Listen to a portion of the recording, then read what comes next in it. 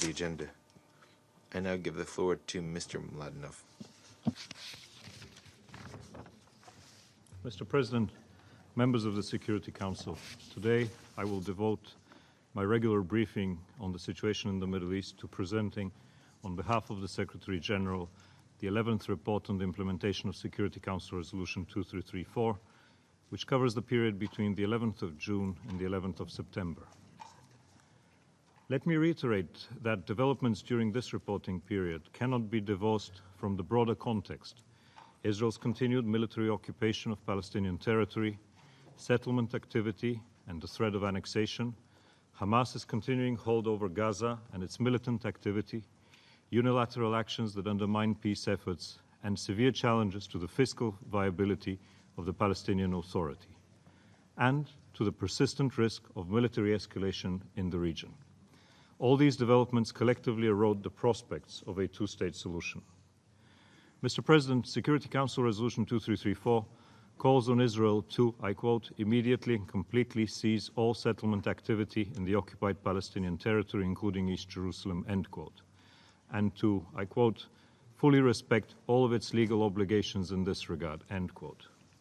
No steps were taken to that effect during the reporting period.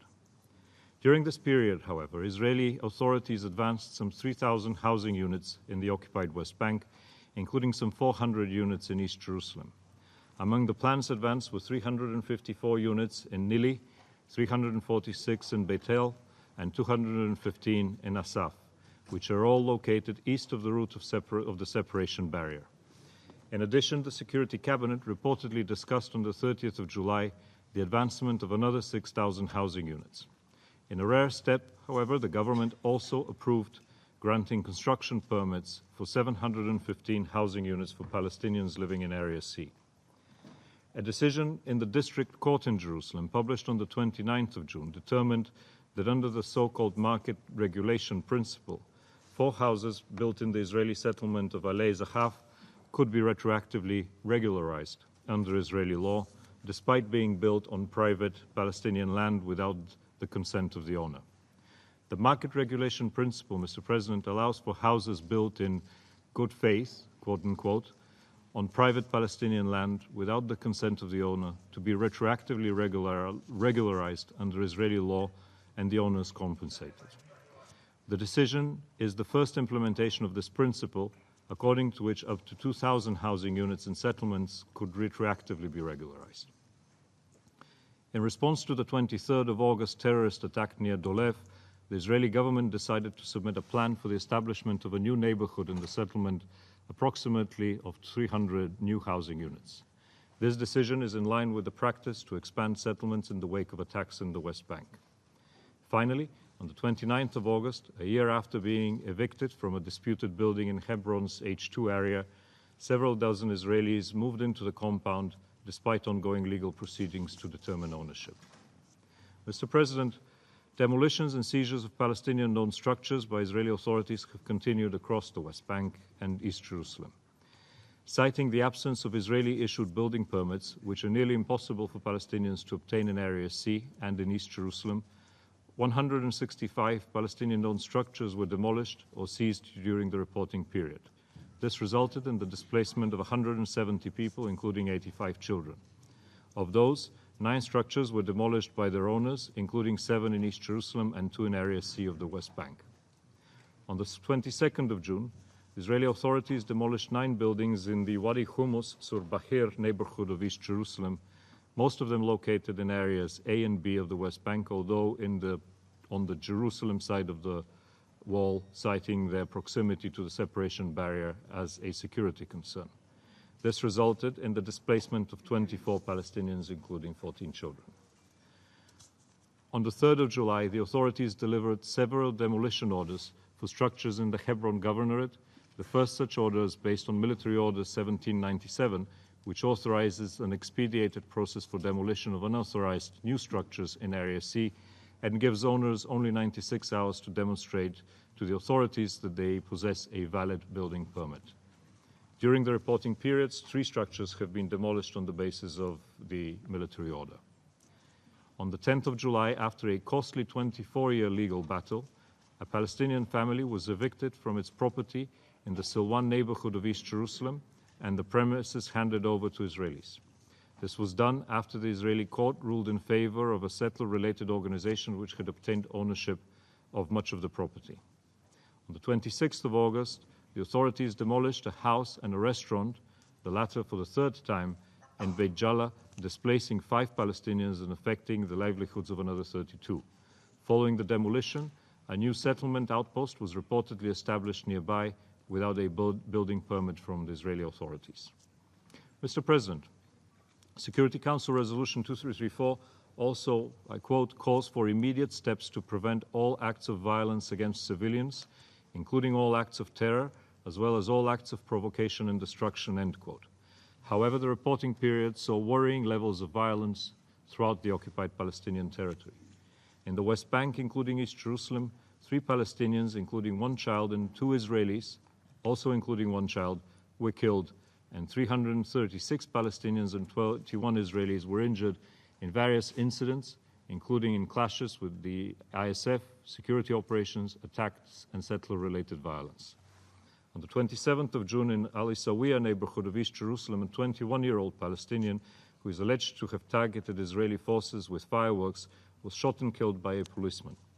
Throughout the following 2 months, tensions in the neighborhood have remained high as security forces have conducted raids, house searches, and arrests. These operations have triggered clashes with residents and were usually conducted at night, causing a disruption and trauma to residents and businesses, to both residents and businesses.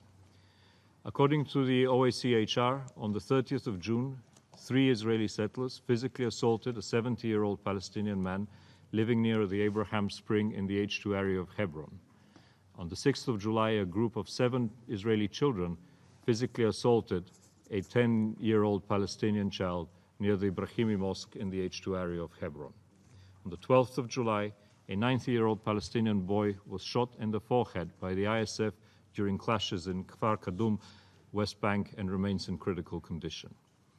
On the 8th of August, a 19-year-old Israeli was stabbed to death in the West Bank, close to the settlement of Migdalos, south of Bethlehem. 2 Palestinian suspects were later arrested by the ISF. On the 15th of August, 2 Palestinian teens stabbed and injured an Israeli police officer in Jerusalem's Old City. One of the assailants was shot and killed.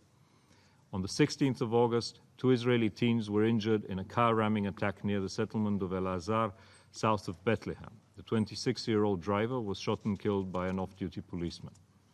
On the 23rd of August, an improvised explosive device was detonated near the settlement of Dolef, northwest of Ramallah, killing a 17-year-old Israeli girl and severely injuring her father and brother.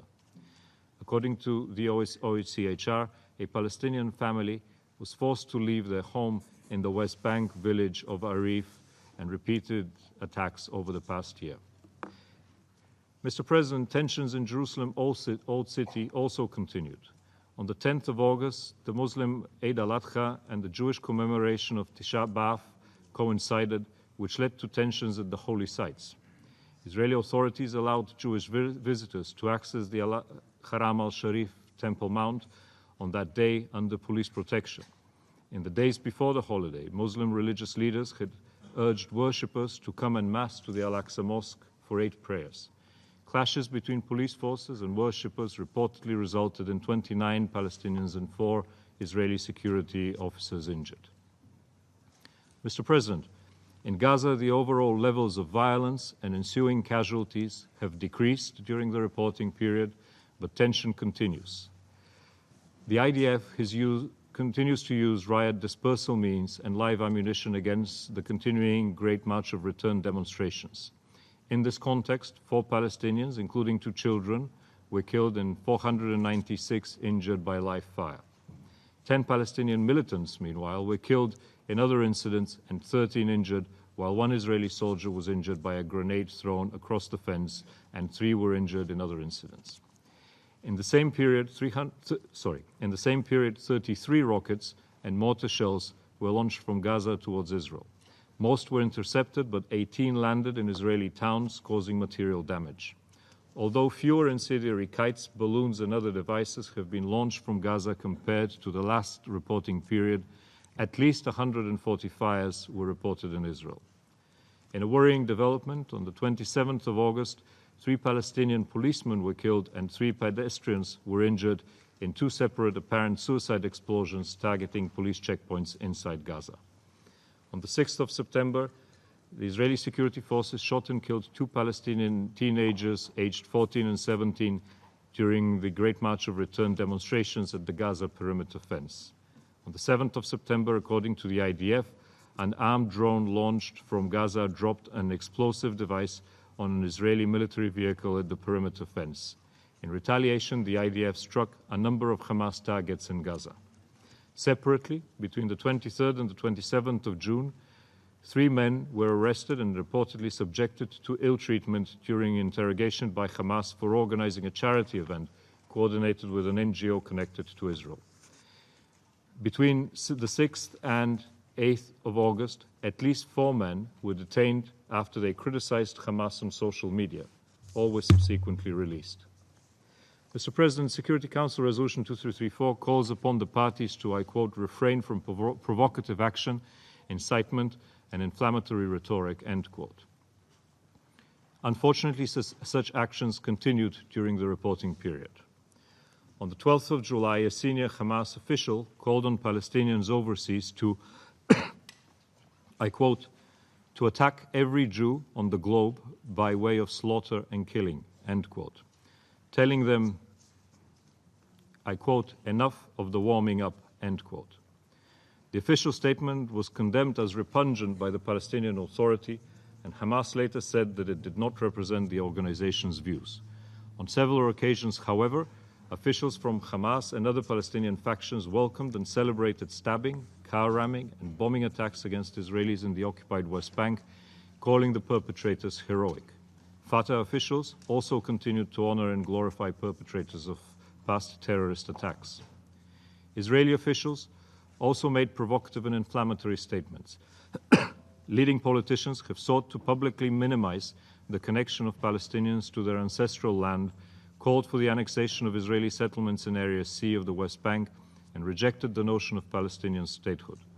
During a visit to Hebron on September 4th, senior Israeli officials reiterated pledges for the expansion of settlements there and for the annexation of the city. Further, on September 10th, the Prime Minister declared his intention, if elected, to, I quote, apply Israeli sovereignty over the Jordan Valley and the northern Dead Sea, end quote, as a first step to applying Israeli sovereignty over, I quote, settlements in Judea and Samaria, as well as additional areas with significance for Israel's security, heritage, and future, end quote. Mr. President, Resolution 2334 reiterated calls by the Middle East Quartet for affirmative steps to be taken immediately to reverse negative trends on the ground that are imperiling the two-state solution. Some positive developments were witnessed during the reporting period, but they were once again overshadowed by negative trends. In Gaza, the United Nations and its partners continues to implement the critical economic and humanitarian interventions identified in UNSCO's last 2 reports to the Ad Hoc Liaison Committee. With these efforts, the energy supply to households in Gaza has more than doubled, and some improvements in the economy have been felt. A slight decrease of the unemployment rate to 46.7% in the second quarter of 2019 from 47% was reported. Qatar has continued to generously fund the supply of fuel to the Gaza power plant, and daily availability of electricity has more than doubled. More than 10,000 jobs, including 3,000 for women, have been created by the UNDP, UNRWA, and other UN agencies. Some easing of the import and export restrictions by Israel, additional permits, as well as the extension of the permitted fishing zone to 15 nautical miles from the coast, and the return of confiscated fishing boats are also a welcome development. Despite these efforts, Gaza's health system remains on the brink of collapse. In July, 44% of essential medicines in Gaza were completely depleted, and 26% of essential medical disposables had less than 1 month's supply remaining. Over 1,000 people injured in Gaza will require complex limbs reconstruction treatment and may risk losing limbs due to infection. On the 22nd of August, Israel and the Palestinian Authority reached an arrangement whereby the PA received on an ad hoc basis approximately $568 million in reimbursement taxes levied by Israel on fuel. While providing some temporary relief, the Palestinian government's ability to deliver services remains severely affected by the continued disagreement over the bulk of the tax revenue transfers. On the 27th of August, Palestinian families demonstrated throughout the West Bank and Gaza, calling for the return by Israel of bodies of Palestinians killed while allegedly carrying out attacks or clashes with the ISF. In a decision on the 9th of September, the Israeli High Court of Justice reversed an earlier ruling and decided that Israel is authorized to withhold Palestinian bodies. According to the PA, 253 such bodies are withheld by Israel. Sadly, almost 2 years after the reconciliation agreement brokered by Egypt, Palestinian internal divisions remain deeply entrenched. Mr. President, the generous support of member states to date has allowed UNRWA to reduce its funding shortfall from $211 million in January 2019 to $120 million. As a result, 500,000 Palestinian children resumed school on time this year. In East Jerusalem, however, UNRWA has reported on efforts by the Jerusalem municipality to interfere with its work, including obstructing solid waste services in Shofat camp, replacing sanitation services, and attempting to enter an UNRWA vocational training center in Kalandia without authorization by the agency. Mr. President, Security Council Resolution 2334 calls on member states to, I quote, distinguish in their relevant dealings between the territory of the State of Israel and the territories occupied in 1967, end quote. I note ongoing separate proceedings in the European Court of Justice and the Federal Court of Canada related to the labeling of products originating in Israel and the territory is occupied in 1967. The resolution also called upon all parties to continue inter alia to exert collective efforts to launch credible negotiations.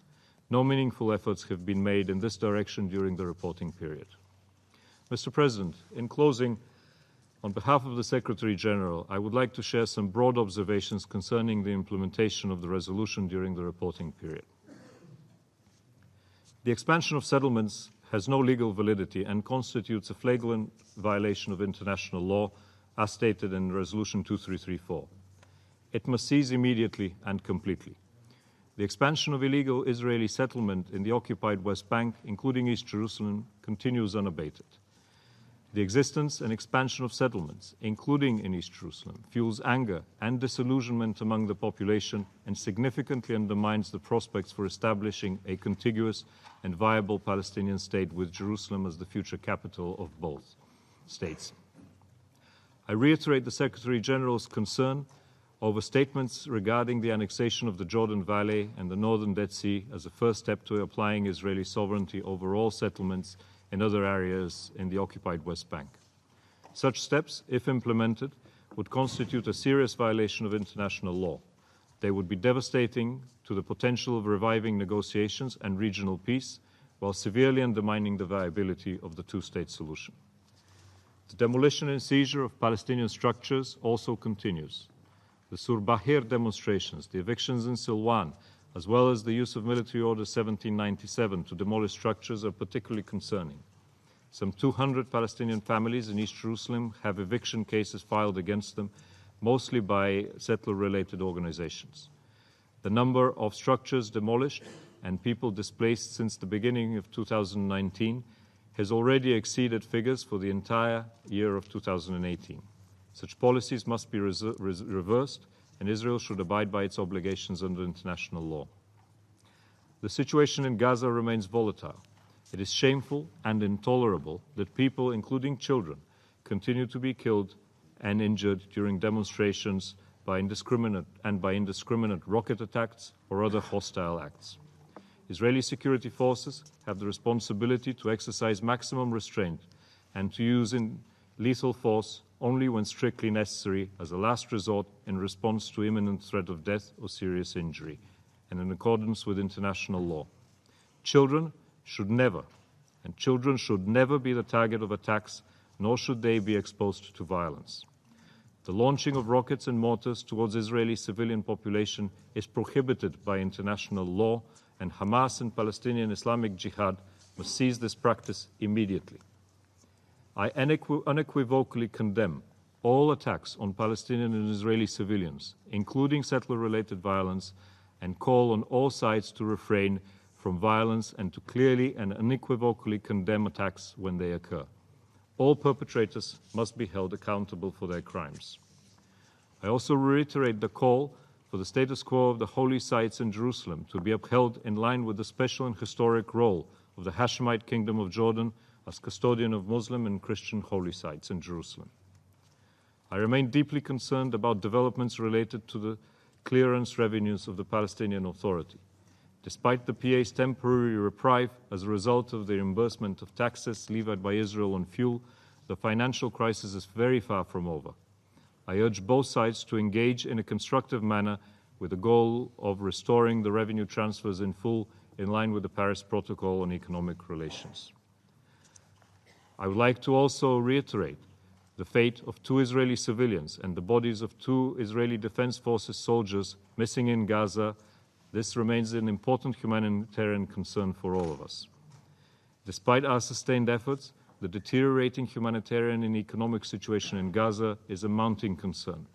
It is not possible to genuinely and sustainably improve the socio-economic situation there without significantly easing restrictions on the movement and access of goods and people, with the goal of ultimately lifting them in line with Security Council Resolution 1860.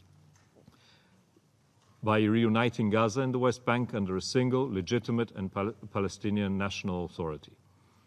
At the same time, it is critical to ensure that the current calm be sustained in order to gradually introduce longer-term projects that will support Gaza's development. I reiterate the call on all Palestinian factions to actively engage with Egypt on reconciliation. Despite the challenges, it is critical that these efforts continue. The United Nations remains steadfast in its support of Egyptian efforts in this regard, and all Palestinian factions must take concrete steps to ensure the reunification of Gaza and the West Bank. Gaza is and must remain an integral part of a future Palestinian state as part of the two-state solution. Mr. President, as we approach 3 years since the passing of Security Council Resolution 2334, we can only lament the worsening situation on the ground. Settlements have expanded, demolitions have accelerated, violence and incitement have continued. Achieving intra-Palestinian unity seems an ever more distant prospect, and credible negotiations have yet to be launched. It is hard to tolerate the steady deterioration and already difficult status quo. It reflects the collective failure of leaders, politicians, and the international community to deliver on the vision that peace between the State of Israel and the State of Palestine can be achieved through peaceful negotiations with support from the international community based on the 1967 lines, international law, relevant UN resolutions, and prior agreements. There is no other viable solution to end the conflict. Those who continue to support a two-state outcome must acknowledge that derailing that prospect means that Palestinians and Israelis are facing a grim future of perpetual occupation, endless violence, and threats to regional stability. Thank you.